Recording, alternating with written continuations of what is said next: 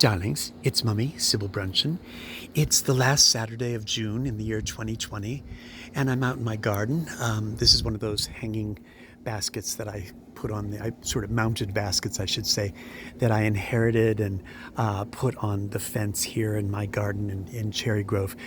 Just a quick note, if you have baskets like this, instead of putting black fabric, the cotton fabric in them, which is how I inherited this, go out and get plastic screening, the black plastic screening, double it, do 2 layers, and then put the soil in there and the plants, and you'd be amazed. Not only does it really hold and it lasts from year to year, very durable, but it allows the plants to drain properly, it allows them to breathe properly, and look, you even get you get moss growing on it. It's so pretty.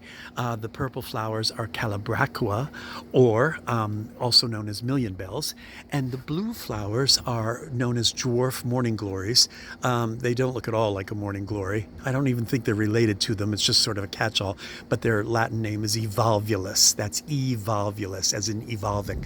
I like the juxtaposition of the blue and the purple. There's something sort of, I don't know, I like that. Here's the other one. Look at this one. This one has gorgeous. I mean, the moss is as beautiful as the flowers. The flowers are just getting established, so they're not as lush as they have been in other years, or as they will be. These are annuals, by the way. They're not going to last through the winter. Although they do self-seed, sometimes they self-seed. But isn't that moss beautiful? Love it. There's some more evolvulus in one of my urns. Usually I spend the money on having scaviola, or Scaevola, however it is, not Francesco Scavullo. But I didn't do that this year because I'm on a bit of a budget with all sorts of changes. Fleabane, as you've seen from now that's a wildflower. Most people think of it as a weed, but I love how it looks like twinkling little stars over the garden. And when they blow like that, they just are so, oh, look who's here. Look who's working on that Veronica. That's pink Veronica. God. Could that be any more beautiful? And look at that yellow jacket on it.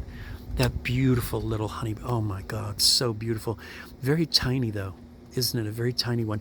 These purple flowers are blue-eyed grass. They've gone by. They're starting to go. They're related to iris, which they look like, and that's the end of that. So I'm going to trim the dead flowers off, try and seed it more, and then gradually, as the leaves yellow, I'm going to cut those back and let it sort of rest.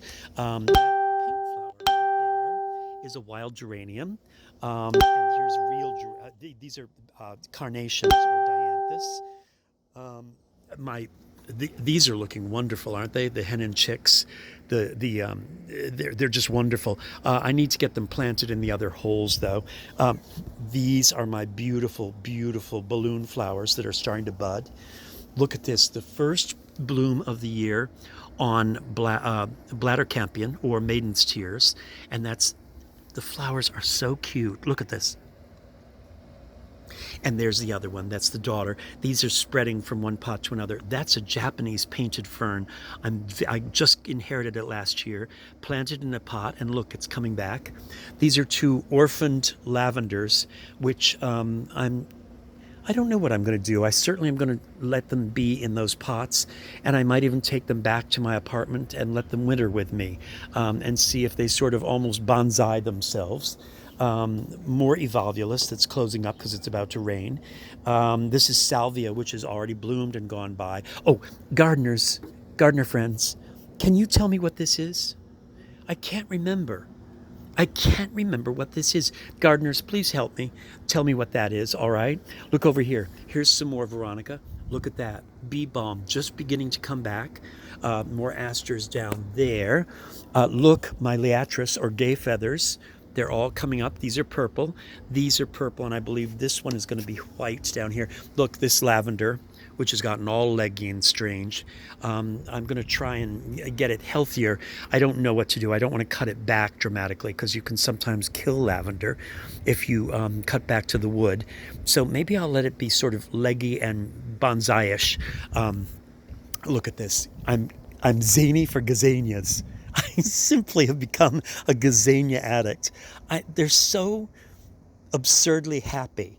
They don't look at all like they belong in our climate, but there's something sort of sweet and and ridiculous about them, and I rather like them.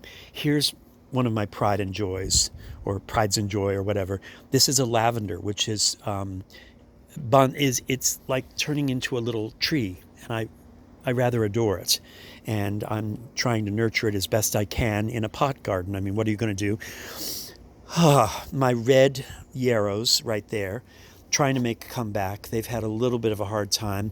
I'm not quite sure what to do about that. This, of course, was my coleus, and this was coleus and geraniums, and also New Guinean patience were all in here. And of course, by last year, the impatiens, the coleus were already like 4 feet high. They had filled this whole area in the shade with the the heuchera right there.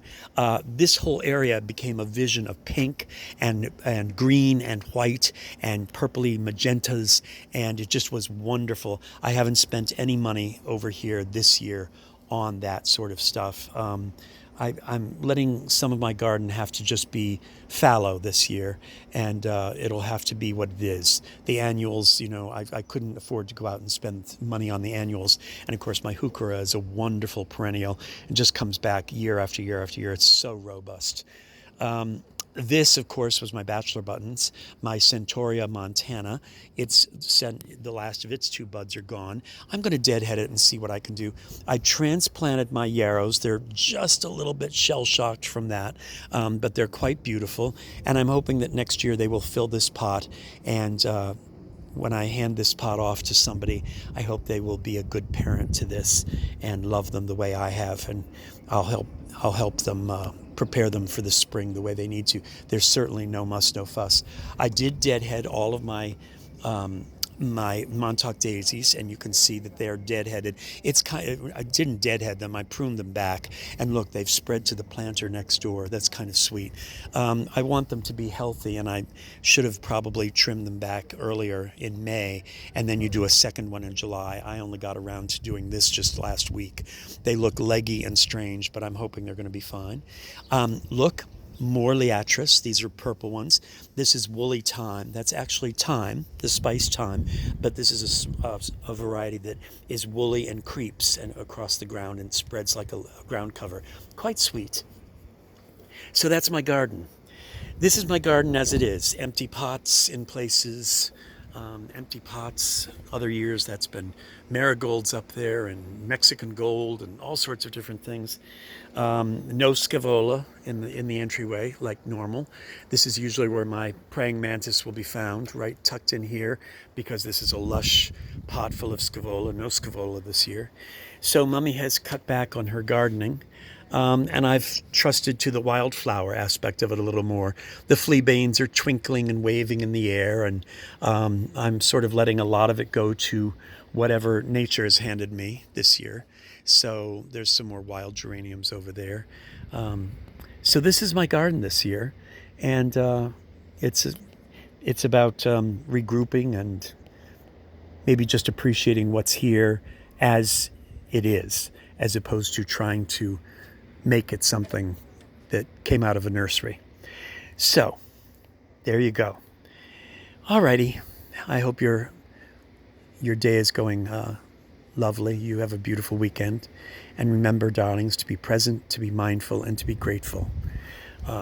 Because Mummy is being taught that hand over fist this year. Mummy is being taught that if anything, she needs to be mindful and grateful and present, and to cherish things that you love, and to know that at any moment they can be taken away. And so there you go.